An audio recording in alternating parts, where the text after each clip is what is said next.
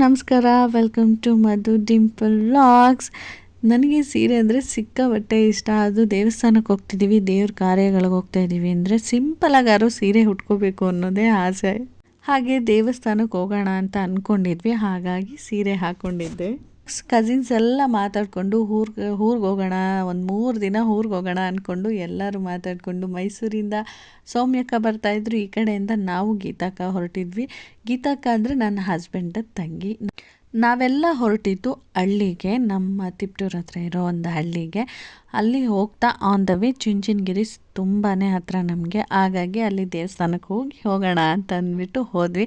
ನಾವು ಹೋಗಿದ್ದು 7:30 ಮಹಾಮಂಗಳಾರತಿ ನಡೀತಾ ಇತ್ತು. ನಾರ್ಮಲಾಗಿ ಬೆಳಗ್ಗೆ ಹೊತ್ತು ಹೋದರೆ ತುಂಬಾ ಜನ ಇರ್ತಾರೆ ಚುಂಚನಗಿರಿಲಿ, ದೇವ್ರು ನೋಡ್ಕೊಂಡು ಹೋಗಬೇಕಾಗುತ್ತೆ. 7:30 ಹೋದರೆ ಮಹಾಮಂಗಳಾರತಿನೂ ಸಿಗುತ್ತೆ. ಹಾಗೆ ದೇವ್ರ ದರ್ಶನ ಮಾಡಿಕೊಂಡು ಆರಾಮಾಗಿ ದೇವಸ್ಥಾನದಲ್ಲಿ ಕೂತು ಬರ್ಬೋದು. ದೇವ್ರ ದರ್ಶನ ಎಲ್ಲ ಮಾಡಿಕೊಂಡು ನಾವು ಊರ ಕಡೆ ಹೊರಟಿದ್ದು, ನಮ್ಮ ಹಸ್ಬೆಂಡ್ ಅಕ್ಕನವ್ರಿಗೆ ಹೊರಟಿದ್ದು ಒಂದು 10:30 ಆಗಿತ್ತು. ಹೋಗಿ ಊಟ ಎಲ್ಲ ಮಾಡಿ ಆಮೇಲೆ ಶುರುವಾಯಿತು ಹೆಣ್ಮಕ್ಳದು ಕಚೇರಿ ನಮ್ಮದು. 1:30 ಆದ್ರೂ ನಮಗೆ ಗೊತ್ತೇ ಆಗಲಿಲ್ಲ ಟೈಮ್ ಪಾಸ್ ಆಗಿದ್ದು. ನಾವೆಲ್ಲರೂ ಸೇರಿಕೊಂಡು ಮಾತುಕತೆ ಹರಟೆ ಎಲ್ಲ ಮುಗಿಯೋದ್ರ ಒಳಗೆ 2:30 ಆಗಿತ್ತು. ಸಮಯ ಹೋಗೋದೇ ಗೊತ್ತಾಗಲ್ಲ. ಹೌದು, ಆದರೆ ಜೀವನದಲ್ಲಿ ಹೊತ್ಕೊಂಡು ಹೋಗೋದು ಏನೂ ಇಲ್ಲ. ಅಂದರೆ ನಾವು ಕೊನೆಗೆ ಸತ್ತಾಗ ಹೊತ್ಕೊಂಡು ಹೋಗೋದು ಏನೂ ಇಲ್ಲ.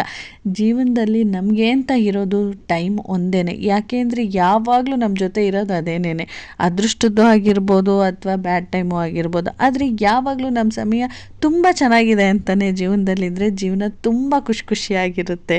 ಏನಂತೀರ?